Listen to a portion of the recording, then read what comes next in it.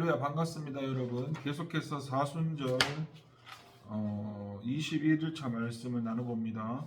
요한복음 3장 22절 30절까지 말씀입니다.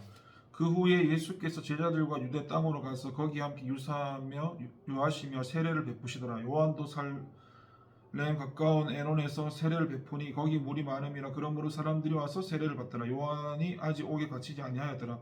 이에 요한의 제자 중에서 한 유대인과 더불어 정결 예식에 대하여 변론이 되었더니 그들이 요한에게 가서 이는 랍비여 선생님과 함께 요단강 저편에 있던 이 곧 선생님이 증언하시던 이가 세례를 베풀면 사람이 다 그에게로 가더이다. 요한이 대답하여 이르되 만일 하늘에서 주신 바 아니면 사람이 아무것도 받을 수 없느니라. 내가 말한 바 나는 그리스도가 아니요 그의 앞에 보내심을 받은 자라고 한 것을 증언할 자는 너희니라. 신부를 취하는 자는 신랑이나 서서 신랑의 음성을 듣는 친구가 크게 기뻐하나니 나는 이러한 기쁨으로 충만하노라. 그는 흥하여하겠고 나는 쇠하리라 하니라. 아멘. 여러분, 주님은 언제나 믿는 성도들과 함께 해 주십니다. 22절에 보면은 예수님께서 제자들과 함께 유대 땅으로 가셔서 그들과 함께 유하시며 사역한 것이 나옵니다. 여기서 우리가 주목해야 할 사실은 그분이 제자들과 함께 하셨다는 것이죠. 그분은 제자들만 보내어 일하게 하신 것이 아니라 그들과 항상 동행하셨습니다. 그들이 가는 곳에는 언제든지 예수님께서 함께 하셨던 것입니다. 이것은 예수님께서 세상에 계실 뿐 아니라 승천하신 후에도 마찬가지였습니다. 제자들이 나가서 두루 복음을 전파할 때 주님께서 성령으로 그들과 함께 하사 그 따르는 표적으로 말씀을 확실하게 증거해 주셨습니다. 이와 같은 사실은 성도인 저와 여러분들, 우리가 언제 어디서 무엇을 하든지 담대하게 행할 수 있는 근거가 되는데요. 저 옛날 사도들과 함께 하셨던 주님께서 오늘 믿는 저와 여러분들과 함께 하십니다. 주님은 승천하시기 전에 세상 끝날까지 우리와 항상 함께 계실 것을 약속하셨습니다. 그래서 우리는 그분의 뜻을 쫓아 무슨 일을 하게 될 때에 힘이 없어 못한다고 말해서는 안 되고, 설령 심각한 공경이나 시련 가운데 처하게 될지라도 주님께서 어디 계신가 하고 원망해서도 안 됩니다. 우리가 주님을 믿고 영접한 순간부터 예수는 우리와 함께 우리 안에 거하십니다. 나의 개인적인 주와 하나님이 되시는 것입니다. 이제 저와 여러분들이 그분 안에서 모든 것을 할 수 있는 특별한 사람이 되었습니다. 우리가 가진 인간적인 배경이나 조건은 전혀 문제가 되지 않습니다. 아무리 보잘것없는 재료일지라도 주의 손에 들려지면 참으로 놀랍게 변화됩니다. 벳세다 광야의 기적을 한번 생각해 보십시오. 어린 소년이 가져다온 보리떡 5개와 물고기 2마리는 거기에 모인 대군중들의 식사를 해결하는데 전혀 도움이 안 되는 보잘것없는 분량이었습니다만 주님께서는 그것으로 이 문제를 해결하시기에 충분하셨습니다. 성경이 우리에게 무엇을 말해줍니까? 여자와 아이들은 수에 치지 않고서도 5천이나 되는 많은 사람들이 배부르게 먹었은 물론이고 남은 조각을 12바구니나 차게 되어 거두었다는 것입니다. 우리가 가진 조건이 아무리 열악할지라도 주님께서 함께 하시면 위대한 역사를 일으키기에 충분합니다. 일개 무명의 어부였던 베드로가 주께서 함께할 때에 얼마나 큰 일을 하였습니까? 그는 초대 예루살렘 부흥운동의 지도자가 되었고 수많은 사람들이 그의 설교를 듣고 은혜를 받아 그리스도의 제자가 되기에 이르렀습니다. 그는 한 번의 설교로 3,000명씩 5,000명씩 회개로 이끌었습니다. 우리도 이처럼 위대한 일을 할 수가 있습니다. 베드로를 통해 큰 일을 행하신 주님께서는 우리를 통해서도 동일하게 역사하십니다. 문제는 오늘날 저와 여러분들 가운데 대다수가 이에 대한 확신이 없다는 것입니다. 항상 함께 하신다는 주님의 약속은 오늘도 여전히 유효한데 이에 대해 믿음으로 반응하는 이들이 적다는 게 안타까운 현실입니다. 믿음을 가지고 담대히 행하십시오. 주님께서 함께 하신다는 사실을 믿고 신뢰할 수만 있다면 두려울 것이 없습니다. 그분이 누구인지 알기 때문에 아무것도 염려하거나 두려워하지 않게 됩니다. 바울이 그토록 담대하게 행할 수 있었던 것은 이 약속에 대한 신뢰가 있었기 때문입니다. 저와 여러분도 바울과 같은 확신, 주님이 저와 여러분과 함께 하신다는 믿음을 가지심으로 주님의 큰 역사를 나타낼 수 있기를 바랍니다. 여러분, 주님의 일꾼의 가장 아름다운 모습은 끝까지 충성하는 자세에 있는데요. 23절에 보니까 세례요한이 회개의 세례 베푸는 일을 계속 하였다라고 증거하고 있습니다. 또 24절에 보면 요한이 오게 아직 갇히지 않았다고 증거하고 있는데요. 이는 세례 요한이 예수님에 관해서 사람들에게 증거한 후에도 옥에 갇히는 날까지 계속해서 자기의 일을 하였다는 것을 증거해 줍니다. 그는 이 일을 명하신 이가 하나님이심을 알았기에 그분께서 그만하면 되었다고 말씀하실 때까지 결코 중단할 수가 없었던 것입니다. 소명을 받은 모든 주의 일꾼들이 본받고 배워야 할 아름다운 모습입니다. 운동장에서 경기하는 선수들은 심판이 종료 기수를 울릴 때까지 오직 경기에만 열중해야 합니다. 경기가 끝나는 시간을 울리는 것은 심판의 몫입니다. 전광판의 시계가 이미 멎었다고 선수가 임의로 경기를 중단한 일은 있을 수 없습니다. 축구 경기에는 루스타임이라는 게 있어서 전광판의 시계와 관계없이 주심의 휘슬이 울려야 경기가 종료되는 것입니다. 주님의 일도 동일한데요. 우리는 언제든지 이만하면 충분하다고 임의로 판단해서는 안 됩니다. 때와 기한을 정하시는 분은 하나님이십니다. 이것은 그분의 주권적인 영역이어서 우리 자신의 의지와 무관하게 하나님이 임의로 정하십니다. 어떤 이들은 주변 사람들이 너무 애석하고 아깝다고 안타까워할 정도로 다름질을 일찍 마치게 하시기도 하지만 또 어떤 이들은 오랜 기간에 걸쳐 사역하게 하기도 하십니다. 그러므로 신앙 및 인생의 경주자로 운동장에서 다름질하는 저와 여러분들은 주님께서 그만 쉬라고 말씀하시는 순간까지 최선을 다해야 합니다. 여러분, 하나님 맡은 자에게 구하는 것이 무엇인지 아십니까? 바로 충성입니다. 충성이 무엇입니까? 그것은 일을 맡긴 이가 원하는 대로 사는 겁니다. 성도들 중에 적지 않은 이들이 내가 이만큼 충성했으니 이제는 쉬어도 괜찮을 것이라 생각하는데 이것은 바람직한 태도가 아닙니다. 모든 성도는 주님께서 영혼을 거두어 가시는 그 순간까지 자기 달란트를 따라 열심히 살아야 합니다. 교회에서는 목사나 장로가 70세가 되면 은퇴를 해서 원로 목사나 원로 장로가 되는데 주의 일꾼들에게 은퇴가 없습니다. 비록 제도 때문에 사역 일선에서 물러난다 할지라도 자기 하던 일을 중단해서는 안 됩니다. 아직 경기가 계속되고 있는데 선수가 임의로 경기장 밖으로 나간다면 그는 상급을 받지 못합니다. 오히려 부끄러움을 당합니다. 그러므로 우리는 일이 잘 되고 형통할 때나 하는 일마다 막히고 여러 가지 어려움들이 따를 때나 그 언제라도 임의로 신앙의 경기장을 벗어나는 일이 있어서는 안 됩니다. 이것은 우리를 일꾼으로 세우신 하나님을 무시하는 행위고 그분의 권위에 대한 도전입니다. 직장 생활을 하는 이들은 직장 분위기라든지 자신에게 주어진 업무가 마음에 들지 않으면 임의로 언제든지 그만둘 수 있습니다. 새로운 다른 직장을 구하면 됩니다. 하지만 주님의 일꾼들은 경우가 다릅니다. 임의로 경기장을 이탈한다면 새로운 기회가 주어지지 않습니다. 그러므로 저와 여러분 하나님이 멈추라고 하시는 그날까지 맡은 바 사명에 충성을 다하시기 바랍니다. 여러분, 자기를 부인할 때 이기심의 지배를 받지 않습니다. 26절에 보니까 세례 요한의 제자들이 그에게 와서 보고한 말이 나옵니다. 그것은 사람들이 모두 예수에게 세례를 받으려고 몰려가고 있다는 것이었습니다.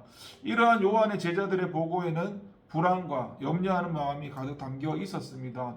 사람들이 예수님께 몰려간다는 것은 예수님의 인기가 높아가는 반면에 요한의 인기는 시들해짐을 의미하는 것이고 예수님의 세력은 강화되는데 그렇게 반해서 요한의 세력은 약화되고 있음을 나타내기 때문에 요한의 제자들이 걱정스러운 표정을 짓는 것은 당연하다고 볼 수 있습니다. 그들은 자신들의 스승인 요한이 이런 대중적인 지지 기반이 약화되는 것을 조금도 원치 않았을 것이며 이는 그 자신들의 입지와도 관련되어 있었기 때문에 할 수만 있다면 이를 막고 싶었을 것입니다. 우린 여기서 그들이 하나님의 계획이나 목적보다도 인간적인 신뢰를 더 중시하고 이기심에 따라서 행동하고 있다는 사실을 확인하게 됩니다. 교회 안에서 야기되는 대개의 분쟁들도 이와 같은 동기를 가지고 있습니다. 바울이 지적한 바와 같이 고린도 교회에는 게바파, 바울파, 아볼로파, 그리스도파 등의 몇 개의 분파들이 있었는데 이런 일들이 생기는 것은 대개 하나님의 뜻보다 사람의 생각을 따르기 때문입니다. 만일 요한의 제자들이 하나님께서 요한에게 부여하신 사명이 무엇인지 알았다면 그리고 더 나아가 일체의 이기심을 버리고 하나님께서 기뻐하신 일을 추구하는 사람들이었다면 사람들이 예수님께 몰려가는 것을 보면서 근심하기는커녕 도리어 기뻐하고 즐거워했을 것입니다. 성도로서 우리가 언제든지 관심을 집중해야 할 것은 하나님의 뜻입니다.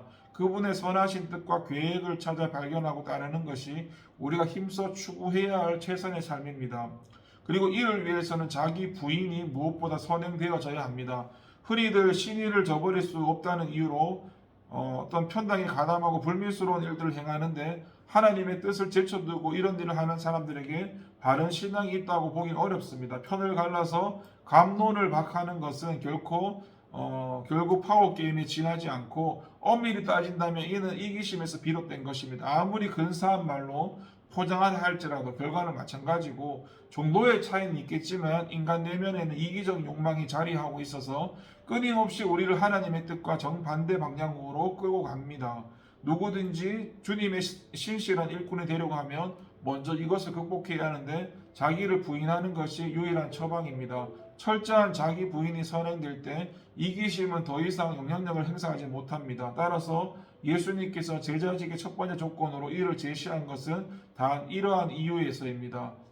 여러분, 자신의 분량에 충실한 성도가 주의 칭찬을 받게 됩니다. 28절에 보면 세례 요한이 자기 제자들의 역할에 대해 언급한 것이 나옵니다. 제자란 스승의 사상을 계승하는 사람들이고, 이를 더 발전시키고 견고히 하는 역할을 하는 사람들입니다. 따라서 이런 제자들을 통해서 스승의 사상 체계가 더 많은 사람들에게 폭넓게 알려지게 됩니다. 세례 요한은 자기 제자들에게 바로 이 점을 강조하고 있습니다. 자신이 그랬듯이 자신의 제자들도 사람들의 관심을 자신에게서 그리스도에게로 돌리게 해야 한다는 것입니다. 참으로 세례 요한의 경건과 사람 됨됨이가 잘 드러나는 대목이 아닐 수 없습니다. 그는 참으로 큰 그릇이었고, 예수님께서 그에 관해 증거하실 때 여자가 낳은 자 중에 세례 요한보다 큰 이가 없다고 하셨고, 그를 가리켜 선지자보다 나은 자라고 하신 데에는 그럴 만한 이유가 있었습니다. 그는 하나님의 계획과 목적을 잘 아는 사람이었고, 언제든지 이에 충실하고자 했고, 이를 가로막을 일체의 것들을 거부했습니다. 모든 성도에게는 하나님께 주신 달란트, 그 영적인 은사가 있습니다.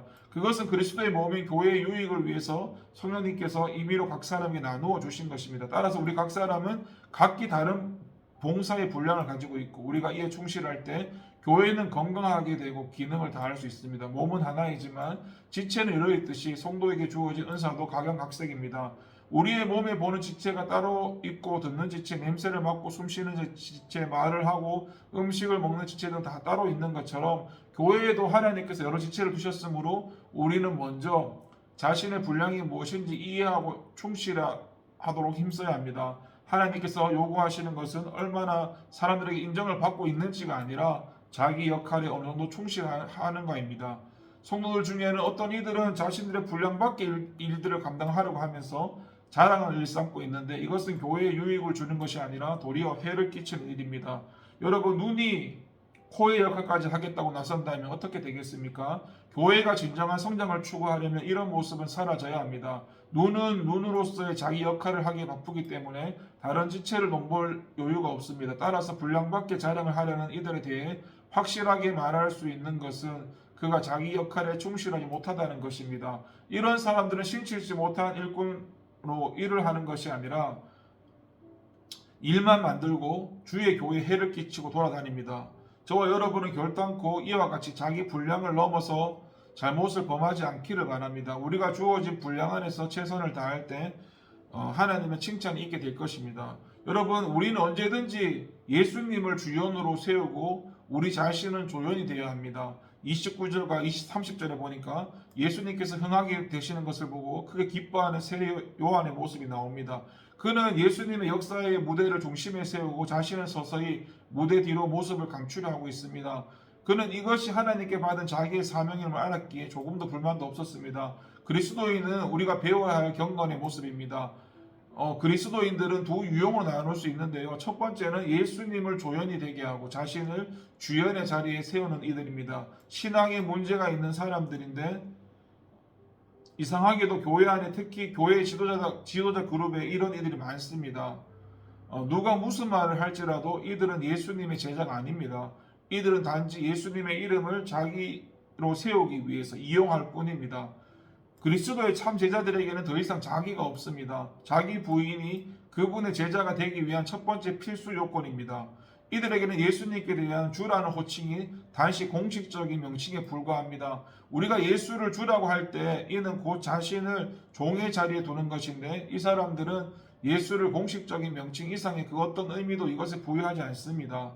예수의 이름으로 자신의 출세 도구로 이용하려는 이들은 주님 앞에 서게 되는 날 자신에게 임할 재앙을 두려워해야 합니다.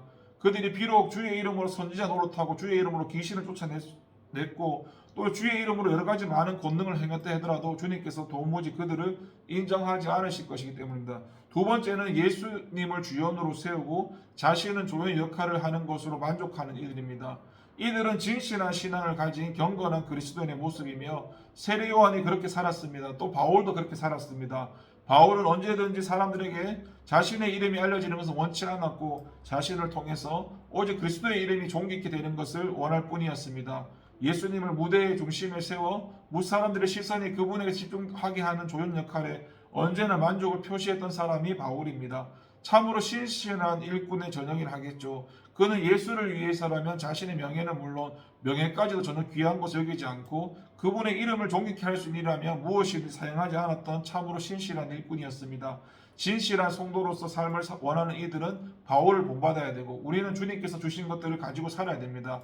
일반적인 것이든 영적인 것이든 우리가 가진 일체의 것들은 다 주님께서 거저 주신 것들인데 이것으로 자기의 이름을 내려 한다면 그는 참으로 양심도 없는 사람인 게 분명합니다.